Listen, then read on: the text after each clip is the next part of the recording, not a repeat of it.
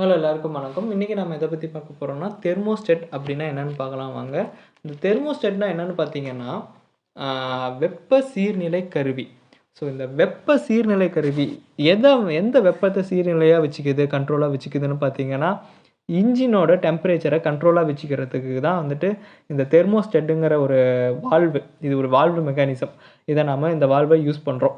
So ஓகேங்களா. இந்த எதுக்கு நாம் வந்துட்டு இந்த இன்ஜின் வந்து டெம்பரேச்சரை வந்து கண்ட்ரோலாக வச்சுக்கணும்னு பார்த்தீங்கன்னா, இன்ஜின் வந்து ரொம்ப கோல்டு கண்டிஷனும் போகக்கூடாது, அதே மாதிரி எக்ஸ்ட்ரீம் ஹாட் கண்டிஷனும் போகக்கூடாது. ஓகேங்களா.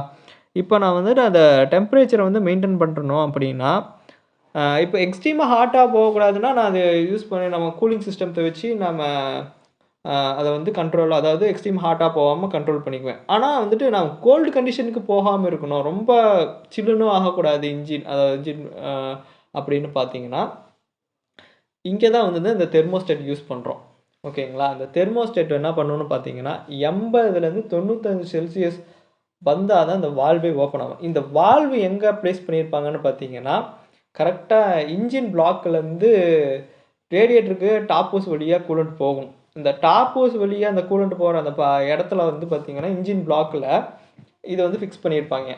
இப்போ வந்துட்டு இன்ஜின் பிளாக்குள்ளார அந்த கூலண்ட் ஃப்ளோ ஆகிட்டே இருக்கும். இப்போ இந்த வால்வு ஓப்பன் ஆகாதுன்னா இன்ஜின் பிளாக்லேருந்து ரேடியேட்டருக்கு வந்துட்டு டாப் ஹோஸ் வழியாக கூலண்ட் ஃப்ளோ ஆகும். ஓகேங்களா. இப்போ இந்த வால்வு எப்போ ஓப்பன் ஆகும்னு பார்த்தீங்கன்னா 80லேருந்து 92 செல்சியஸில் தான் இது ஓப்பன் ஆகும் பெரும்பாலும்.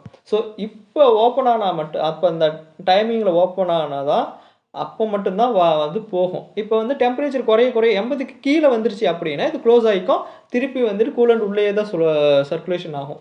இன்ஜினில் வந்துட்டு முடிஞ்ச வரலும் இந்த வேர்ம் கண்டிஷனில் வச்சுருந்தா தான் வந்துட்டு பார்த்திங்கன்னா மைலேஜ் நல்லா கொடுக்கும். அதாவது உள்ளே வந்துட்டு பார்ட்ஸ் எல்லாம் வந்து பார்த்திங்கன்னா வியரிங், அன்ஈவன் வியரிங்லாம் தடுக்கிறதுக்கும் இது நல்லா உதவுது. ஸோ ஓகே, அதாவது நாக்ஸ் கேஸஸ் வந்து ப்ரொடியூஸ் ஆகிறதையும் வந்துட்டு இது தடுக்குது. ஸோ இன்ஜின் வந்துட்டு நல்லா இருக்கணும் அப்படின்னா அது வேர்ம் கண்டிஷனில் இருக்கணும். அதுக்காக யூஸ் பண்ணுற ஒரு மெக்கானிசம் பார்த்திங்கன்னா தான் தெர்மோஸ்டேட். ஓகேங்களா. இன்ஜின் டெம்பரேச்சரை கண்ட்ரோல் பண்ணுறதுக்காக மற்றும் கூலண்ட் ஃப்ளோ வந்துட்டு ரெகுலேட் பண்ணுறதுக்காக அது ரெகுலேட் பண்ணும். ஓகேங்களா. இதுக்காக மட்டும்தான் வந்துட்டு நம்ம வந்துட்டு தெர்மோஸ்டேட் வால்வை யூஸ் பண்ணுறோம். இது வந்து ஒரு முக்கியமான ஒரு வேலை செய்யுது இன்ஜினில். ஓகேங்களா. சரி, பேசிக்கான விஷயம் வந்து தெர்மோஸ்டேட்டை பற்றி தெரிஞ்சிருப்பீங்கன்னு